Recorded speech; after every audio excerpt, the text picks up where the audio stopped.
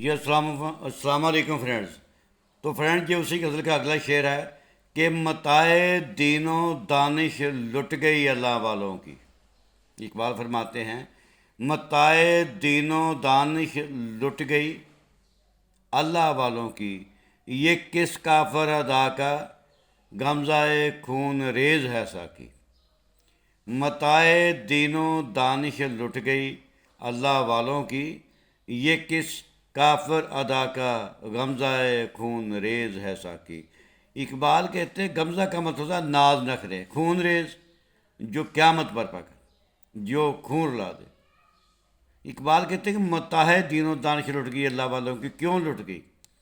اللہ دیکھیں انسان کے پاس، اقبال کہتے ہیں دو چیزیں ہوتی ہیں، یا تو اس کا ایمان بہت مضبوط ہو، عقیدہ بہت اسٹرانگ ہو، جس کی بنا پر وہ اللہ کی رسی کو مضبوطی سے تھامے رکھتا ہے، تو یا پھر وہ بہت با عقل ہو، با شعور ہو، جس کے ذریعے وہ سوچ بچار کر کے تدبر و تفکر سے کام لیتے ہوئے بہت سارے مسائل سے، بہت ساری پرابلم سے وہ بچ سکتا ہے۔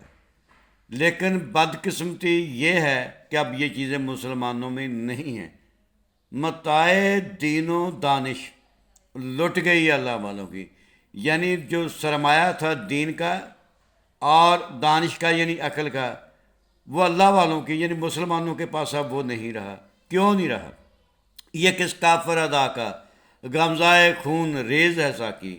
لیکن اقبال کہتے ہیں یہ کس محبوب نے یہ کمال دکھایا کہ جس کے ناز نخرے عشوے اتنے اعلیٰ ہیں کہ جس کی وجہ سے یہ سب کچھ لٹ گیا۔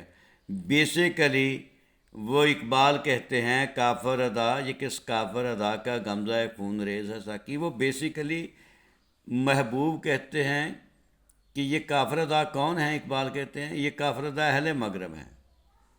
کیوں؟ مسلمان کوئی کام نہیں کرتے،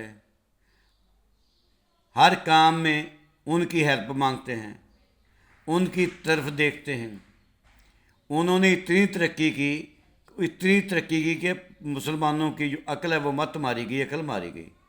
تو اسی وجہ سے جو مسلمانوں کا ہے یہ سلسلہ عقل کا، شعور کا اور عقائد کی مضبوطی کا وہ ختم ہو گیا، اس لیے ان کی متاع دین و دانش لٹ گئی۔ Thank you.